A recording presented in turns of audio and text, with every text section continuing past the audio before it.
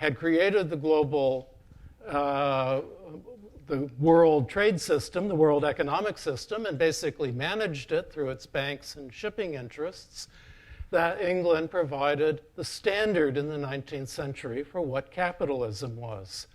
And thus, the US version in the 19th century was viewed as a deviant, which we'll get to. So, the corporation was an answer to unpredictability, and it was a particularly effective one. Corporations had long been, under English common law, considered to be persons. There's been some discussion about this during the past year, during the electoral campaign. But corporations had a long legal standing as persons that could endure across generations.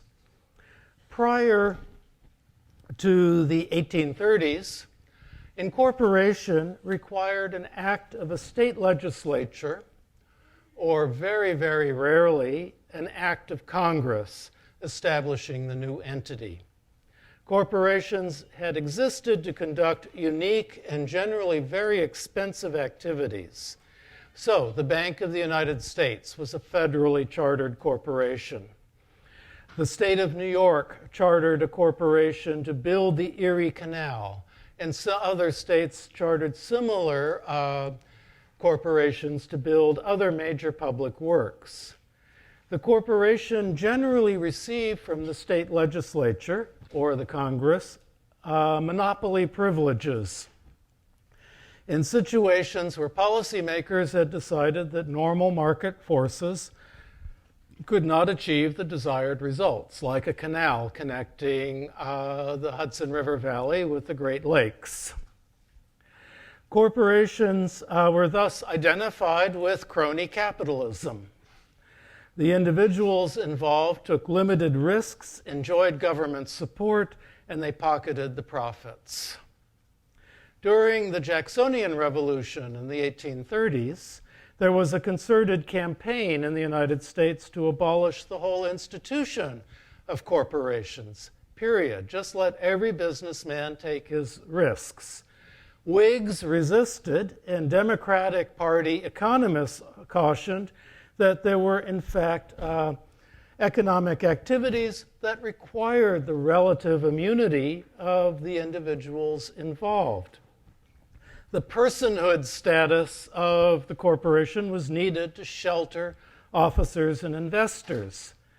So an alternative to abolition of corporations emerged, which was to make it easier for anybody to form a corporation, to get legislatures out of the business of giving privileges to exclusive groups of well-connected business people. So these new laws swept the country, taking different forms in each state. But basically, any group of people could go to the state government and, on filing the correct forms and paying a set fee, could establish a new corporation, which would then gain the protection that the common law concept of corporations as persons already would grant them. Most of these corporations would fail, and that would be a good thing. The individuals involved would not be prevented from trying again, and as part of this reform of corporate law, bankruptcy laws were liberalized, so it became much easier for people to walk away from investments that had gone bad. Both reforms were part of an effort to democratize the economic structure, to make it easier for ordinary working men to participate with an idea for some kind of business, to form a group and pursue their venture.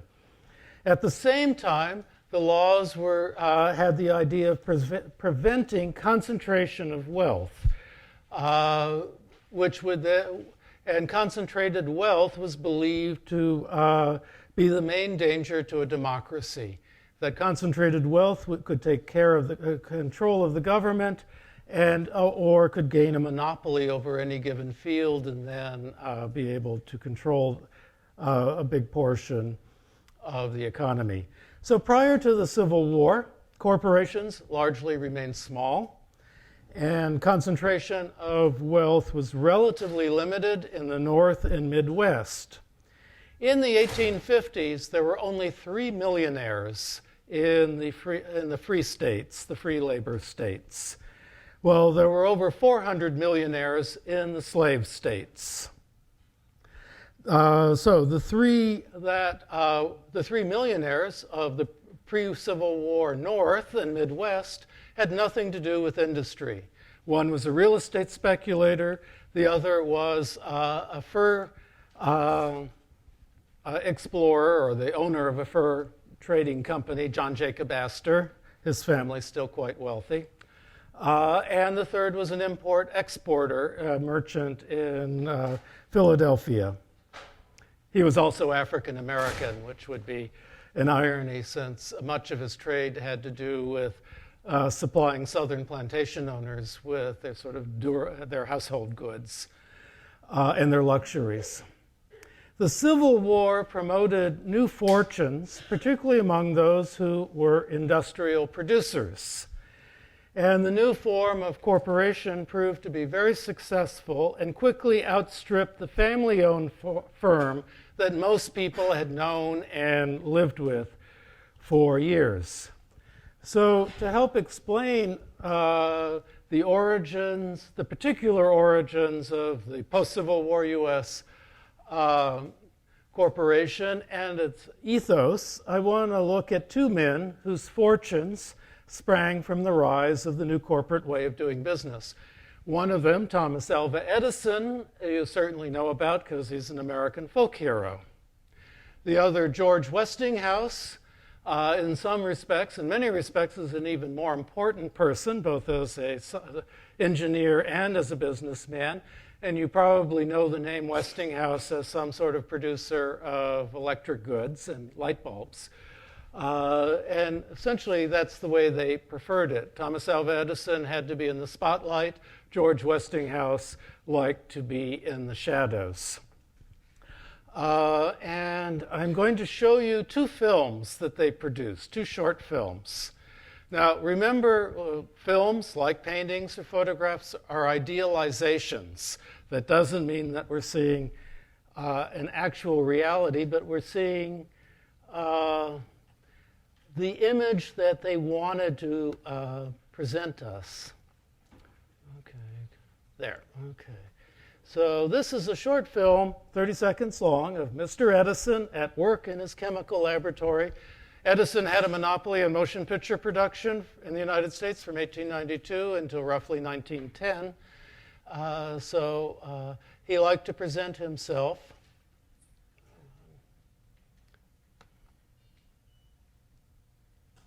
So is this actually him, or? This is actually him. When the film wakes up.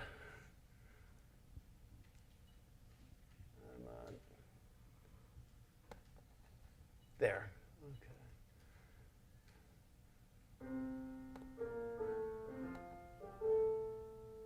This is actually him, an older gentleman now. And he likes to present himself in this well-stocked but very personal laboratory. And notice how many assistants he has working with him. In what situations would this film be played? It would be played at kinescopes and along with other early motion pictures.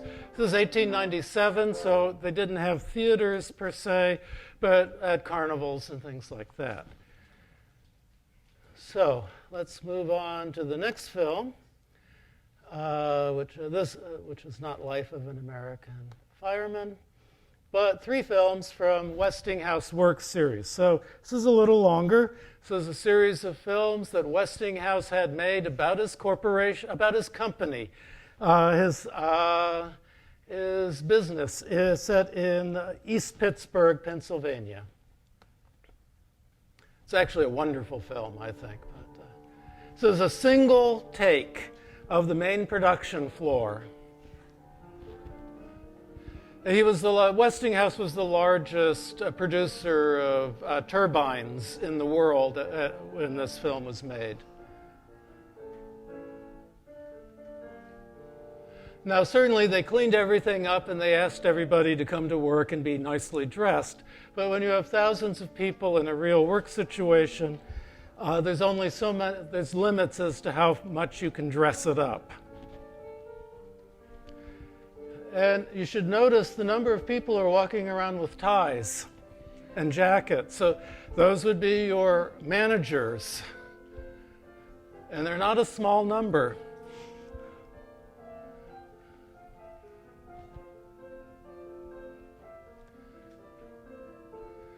So these would be for the production of electricity for cities, but also for ocean liners. There would be smaller turbines for railroads.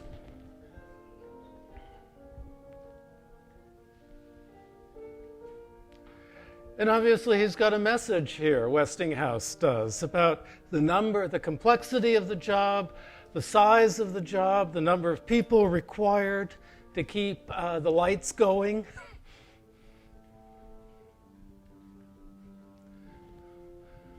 And part of that message probably includes the cleanliness and order of the facility.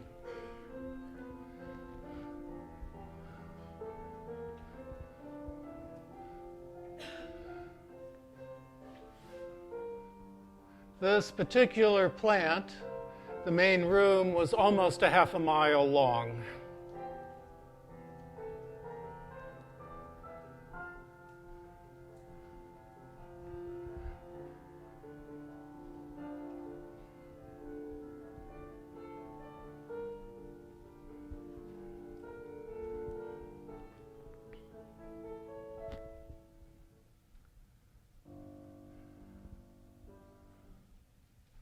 So upstairs on the third floor were women employees who were putting together the wire threads that are needed for the turbines, the copper wire and such is being woven together.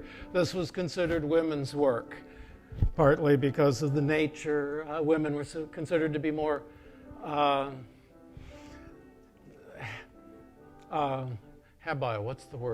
skillful with their hands. It was like sewing. The women, of course, were paid much less than the men, but these women were making a lot more money than most other working women. And you'll see the floor lady. They're also continuous, they're the manager types, and here is the shop boy who's delivering stuff and picking stuff up. Typically, people at a place like Westinghouse would go to work right out of junior high school. There'd be no point to getting a high school degree if you were going to work in a factory like this.